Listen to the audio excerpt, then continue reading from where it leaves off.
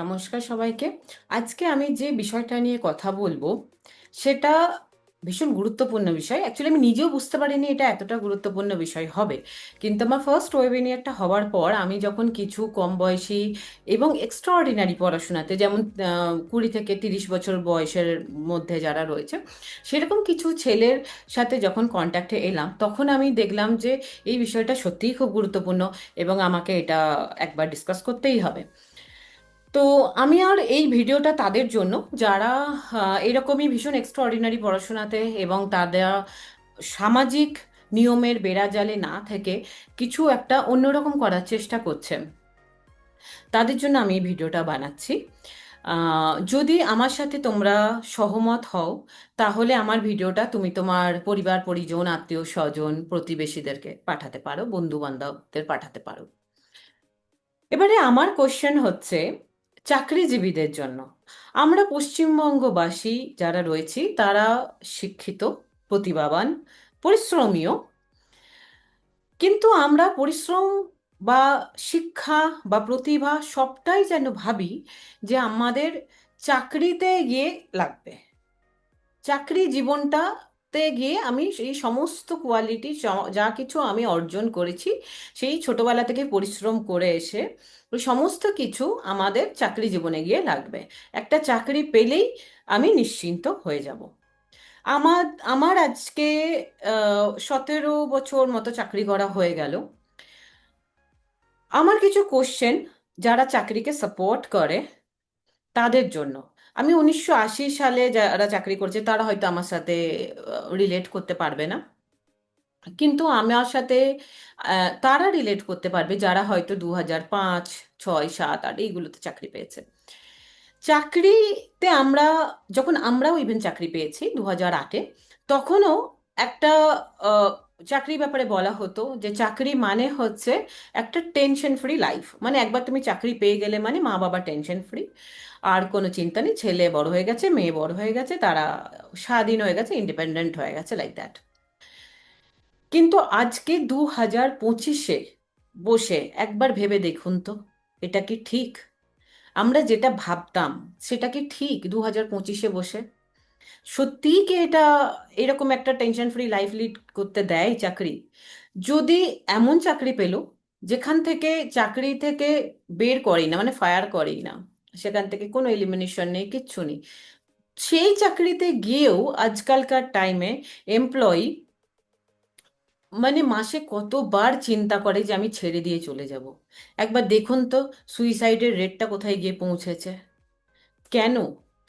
Heart ফেলের রেটটা কোথায় গিয়ে পৌঁছেছে, কেন? একবার ভেবে দেখবেন। সেকেন্ডলি, আমরা ভাবতাম চাকরি মানে হচ্ছে 9টা 5টা ডিউটি, ঘরে এসে ফ্যামিলিকে টাইম দেব, আত্মীয় স্বজনকে টাইম দেব। কিন্তু এখন এই যুক্তিটা খাটছে কি? কোন চাকরি রয়েছে যে 9টা 5টাতে শেষ হয়ে যাচ্ছে? একবার ভেবে দেখবেন। আর কিন্তু সেই সব চাকরির অস্তিত্বই মিটে যাচ্ছে, সেটা সরকারি হোক, বেসরকারি হোক। তৃতীয়ত, আমরা ভাবতাম চাকরি মানে হচ্ছে পেনশন, কি হ্যাঁ চলো একবার চাকরিতে জয়েন করা হয়ে গেল তো আমি হয়তো পেনশন পাবো, আমি চলে গেলে আমার ফ্যামিলি পেনশন পাবে। কোথায়? সেই সব স্বপ্ন হয়ে গেছে। 10 বছর পর কি হবে? এই স্কিমগুলো থাকবে? বিশাল বড় কোশ্চেন। চতুর্থত, আমরা ভাবি চাকরি মানে হচ্ছে আম, মানে আমি গেলাম, কাজ করি না করি, ইনক্রিমেন্ট লাগতেই থাকবে, এইরকম একটা চিন্তা ভাবনা আসে। চাকরি করি না করি ইনক্রিমেন্ট লাগতেই থাকবে, যারা চাকরি করে তাদেরকে একবার জিজ্ঞেস করুন যে কথাটা কতখানি প্রযোজ্য হচ্ছে, যে সে গিয়ে কাজ তাকে কতটা করতে হয়, আর যদি না করে, সেটা সরকারি হোক বেসরকারি হোক, না করে, তাহলে তাকে কি পরিস্থিতি সাথে মোকাবিলা করতে হয়। যারা আজকে চাকরিতে করতে সকালে বেরোচ্ছে, রাতে ঘর ঢুকছে, একবার তাদের চেহারাটা দেখুন। আমি এতটা কনফিডেন্ট হয়ে বলতে পারি, যেহেতু অনেক বছর আমাদের চাকরি করা হয়ে গেল, আমাদের জেনারেশনকে চাকরিতে থাকবার জন্য রীতিমতো মানসিক ও শারীরিক মানে দুটো ক্ষেত্রেই আমাদের রীতিমতো কাজ করতে হয় যাতে আমরা মানসিক আর শারীরিকভাবে সুস্থ থাকি। এতখানি একটা মানসিক চাপ সৃষ্টি করে এবং শারীরিক অসুস্থতা তৈরি করে। পঞ্চমত, পঞ্চমত আমরা ভাবি যে চাকরিতে হয়তো আমাদেরকে কিছু বিক্রি করতে হবে না, একটা বিশাল বড় মাইন্ডের সেট আপ আছে যে ব্যবসা করা মানে নিজের কিছু জিনিস করবে, তুই কোথায় লোকে দৌড়ে দৌড়ে গিয়ে জিনিস বিক্রি করে বেড়াবি, মানে এমনি একটা ব্যাপার। কোথায় তুই বিক্রি করতে পারবি, কোথার থেকে কাস্টমার পাবি? তো জিনিস বিক্রি করতে হবে না। কি আছে চাকরিজীবী যে জিনিসটা বিক্রি করে না? কেউ জিনিস বিক্রি করে, কেউ সার্ভিস বিক্রি করে, কেউ নলেজ বিক্রি করে, কেউ কোম্পানি, বাস ওটাই, যেটা কোম্পানি প্রোডাক্টটা বিক্রি করছে, যে সফটওয়্যার ইঞ্জিনিয়ার যে বানাচ্ছে তাকেও সফটওয়্যারটা প্রমোট করতে হবে। যে যে জায়গাতেই জিনিসটা সে হয়তো বানাচ্ছে, কিন্তু তাকে এমন বানাতে হবে যেন তার কাস্টমার সেটা লাইক করে, কাস্টমার সেটা কিনবার জন্য ইচ্ছুক হয়। কে বিক্রি করে না? আজকে যদি আমি সমস্ত কিছু ছেড়ে দিলাম, তাহলেও লাস্টে আপনারা দেখুন, যখন প্রমোশন কথা আসে তখনও পর্যন্ত নিজে কি কাজ করেছি সেটা গান গেয়ে গিয়ে যতক্ষণ না না শোনানো হয়, মানে নিজেকে অলমোস্ট মানে বিক্রি করা না হয়, ততক্ষণ পর্যন্ত প্রমোশন পর্যন্ত পাওয়া যায় না। তাহলে কি করে বলবেন যে বিক্রি করা কতবা দরকার নেই? বিক্রি করার কোয়ালিটি যদি না থাকে, মার্কেটিং করার কোয়ালিটি যদি না থাকে, সে তো চাকরিতেও টিকতে পারবে না। আজকালকার যা অবস্থা হয়েছে, সরকারি স্কুল আগেকার যুগে দেখুন কেমন ছিল, আজকে বেসরকারি স্কুলগুলো মাথা চাড়া দিয়ে উঠেছে, সরকারি স্কুলগুলোও নিজেকে প্রমোট করতে বাধ্য হচ্ছে। আজকে বেঙ্গলে হয়তো অনেক বছর পর, আমরাও সরকারি স্কুল থেকে পড়েছি, অনেক বছর পর আজকে হয়তো এরকম পরিস্থিতি হয়েছে যা যেখানে অনেক মানে বেশি মাত্রায় লোকজন, প্যারেন্টসরা বেসরকারি স্কুলে পাঠাচ্ছে। কিন্তু আজকে আমি 12 বছর ধরে পূর্ব ভারতে রয়েছি, দিল্লিতে রয়েছি, আমি এখানে বলতে পারি আশপাশের সমস্ত রাজ্যগুলোকে দেখে যে আজ থেকে 40 বছর আগেই এখানে এই সমস্ত যে সরকারি পরিকাঠামো ভেঙে গেছে। সেটা রিক্রুটমেন্টের ক্ষেত্রেই হোক, সেটা অ্যাডমিশনের ক্ষেত্রেই হোক, দুদিকেই পরিকাঠামো ভেঙে গেছে। আজ থেকে 40 বছর আগের থেকেই সমস্ত প্যারেন্টস এখানে বেসরকারি স্কুলেই পাঠিয়েছে। কেউ এখানে সরকারি স্কুলের কোনো পরিকাঠামো ছিল না, বা কোনো রকম কোনো সুবিধা ছিল না যে মা, তার প্যারেন্টস তাকে ভরসা করে বাচ্চাকে সরকারি স্কুলে পাঠাবে। এবারে আমি, এই যে জিনিসগুলো হচ্ছে চাকরিতে, শারীরিক মানসিক সমস্ত কিছু ভারসাম্যহীন হয়ে গেছে, এতটাই চাপ, আজকে আমাদের লাইফে ওয়ার্ক লাইফ ব্যালেন্স কিছুই নেই। এই সব কিছুর পিছনে কিন্তু আমি এটা বলবো না যে কারো ষড়যন্ত্র রয়েছে, এই সরকারি ষড়যন্ত্র, ওই রাজ্য সরকারের ষড়যন্ত্র, ওই সেন্ট্রাল গভর্নমেন্টের ষড়যন্ত্র, কারো ষড়যন্ত্র নয়। পরিবর্তনই একমাত্র কনস্ট্যান্ট জীবনে। আজকে টেকনোলজি এসেছে, প্রত্যেকটা জায়গায় প্রতিযোগিতা বাড়ছে। সরকারি কেউ যদি প্রতিযোগিতায় টিকে থাকতে হবে তবেই তার অস্তিত্ব বজায় থাকবে, কারণ বেসরকারিগুলো মাথাচাড়া দিয়ে উঠেছে। আর সেখানে টিকতে হলে পরে তোমাকে পারফর্ম করতেই হবে, কাজ করতেই হবে। সেটা সরকারি হোক বেসরকারি হোক, তো প্রত্যেকটা জায়গাতে আজকে অস্তিত্বের লড়াই। কোথাও কিন্তু সেই মানসিক শান্তিটা নেই যে হ্যাঁ এখানে পেয়ে গেল মানে নিশ্চিন্ত, ইয়া পেয়ে গেল মানে তার জীবনটা সেটেলড। এই মাইন্ডসেটটা থেকে যদি আমরা বেরোতে না পারি, তাহলে কিন্তু খুব মুশকিল। কারণ ওই মাইন্ডসেটটা 2025-এ গিয়ে তো কার্যকরী হচ্ছেই না, 2035-এ গিয়ে একবারই কার্যকরী হবে না। আমাদের আগে মাইন্ডসেটটা চেঞ্জ করতে হবে। এরপরে আমি কিছু অভিজ্ঞতা আমার এখান থেকে আমি দেখেছি, সেটা আমি বলতে চাইবো।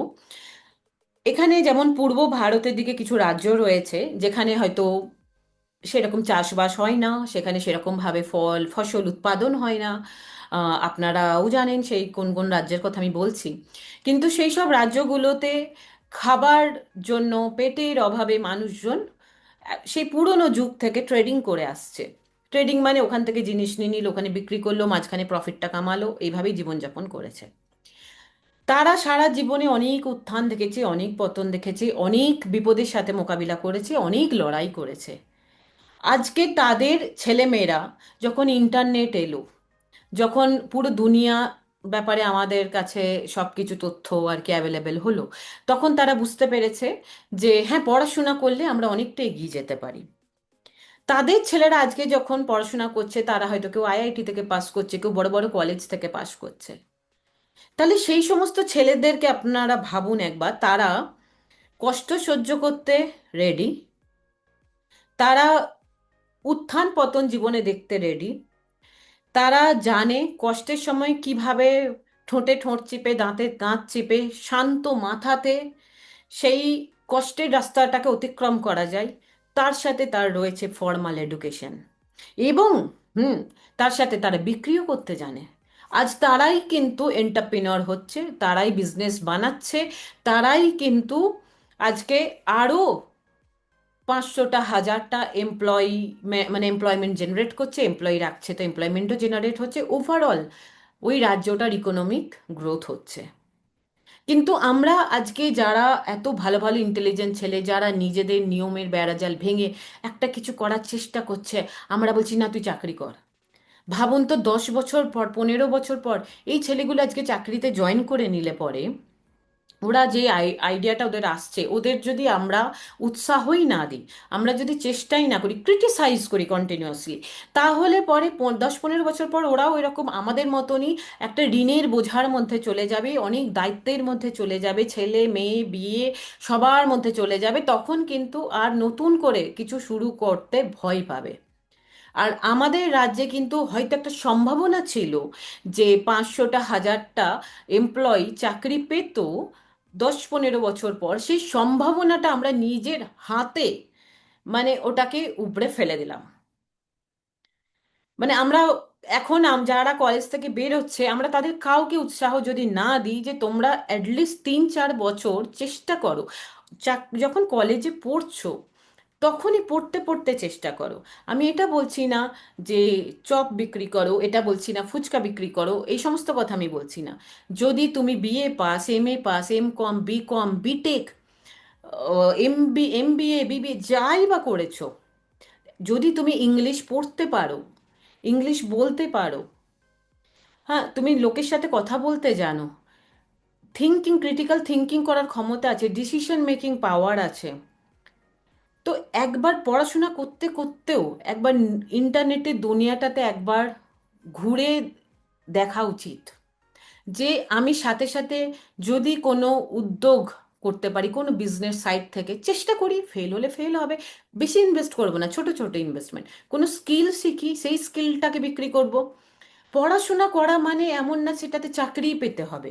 আমরা একটা মাথাতে ঢুকিয়ে নিয়েছি, BA pass, MA pass, BTech pass মানে একটা প্লেসমেন্ট হবে, আমরা চাকরি পাবো, বিটেকের ছেলেমেয়েরা এটা ভাবে। যারা হয়তো বিএ করছে, বিকম করছে, এরা হয়তো ভাবছে যে আমাদের এসএসসি রয়েছে, নোটিফিকেশন না বেরোলে সে সারা জীবন বসে আছে, যে আমার নোটিফিকেশন কবে আসবে, সরকার করছে সরকার করছে। কেন? আমাদের যখন দুটো হাত রয়েছে, পা রয়েছে, ব্রেন রয়েছে, কথা বলার ক্ষমতা রয়েছে, আমরা কেন ইন্টারনেটের দুনিয়াতে কোনো একটা নতুন স্কিল শিখছি না? আমাদের পশ্চিমবঙ্গে এত বেশি রিসোর্সেস রয়েছে, এত বেশি রিসোর্সেস রয়েছে, আমরা সেই রিসোর্সেসগুলো, এত আর্টিস্ট রয়েছে, এত কলাকার রয়েছে, যারা হয়তো ইংলিশ বলতে পারে না, যারা হয়তো এত শিক্ষিত নয়, আমরা শিক্ষিত হয়ে যখন আমরা ইংলিশ বলতে পারি, আমরা কথা বলতে পারি, আমরা ওদের হাতের তৈরি জিনিসগুলো কেন ন্যাশনাল মার্কেটে, ইভেন দিল্লি পর্যন্ত সেই প্রোডাক্টগুলো কেন পৌঁছায় না? আমরা কেন সেগুলোকে বাইরে নিয়ে যেতে পারি না? কেন ইন্টারনেটে সেগুলোকে নিয়ে আসতে পারি না? কেন আমরা বিদেশে সেগুলোকে পাঠাতে পারি না? কারণ আমরা সবসময় বসে আছি যে আমাকে কেউ চাকরি দেবে, কেউ আমাকে একটা কিছু দেবে, আমি সেটা নেব। আমরা এটা ভাবতেই পারছি না যে আমি আমারটা আমার মতো করে দেখে নেব। এটা আমরা ভাবতেই পারছি না। তাহলে সবাই যদি চাকরিই খোঁজে, তাহলে 10 বছর 15 বছর পরও কিন্তু ওখানে চাকরি তৈরি করবার মতো লোক পাওয়া যাবে না। তাহলে আমাদের কোনোদিনই ইকোনমি ডেভেলপমেন্ট হবে না, তাই না? প্লিজ একবার এটা ভেবে দেখবেন। এবং যারা একটু নিয়মের বেড়াজাল ভেঙে চেষ্টা করছে, তাদেরকে উৎসাহ দিন, তাদেরকে সাপোর্ট করুন। যদি পয়সা দিয়ে আমি সাপোর্ট করতে বলছি না, যদি নলেজ দিয়েও সাপোর্ট করতে পারেন, আপনার টাইম দিয়ে সাপোর্ট করতে পারেন, এনার্জি দিয়ে সাপোর্ট করতে পারেন, প্লিজ সাপোর্ট করুন, নেটওয়ার্ক দিয়ে সাপোর্ট করুন। আর একদমই নিরুৎসাহ করবেন না। যে চাকরি পেতেই হবে। আমরা অনেক বছর চাকরি করে দেখছি চাকরির কি অবস্থা। এইগুলো হচ্ছে কঠিন সত্য। বাইরের থেকে হয়তো জাঁকজমক দেখে মনে হচ্ছে খুব ভালো একটা জীবনযাপন করছে, কিন্তু সেটা কিন্তু আসলে নয়।